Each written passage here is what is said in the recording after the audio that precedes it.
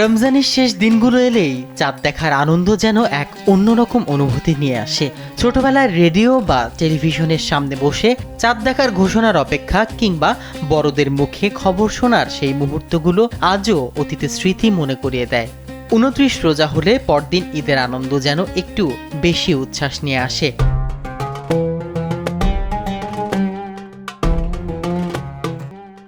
আর 30 রোজা হলে বাড়তি একদিন ইবাদত ও প্রস্তুতির সুযোগ মেলে।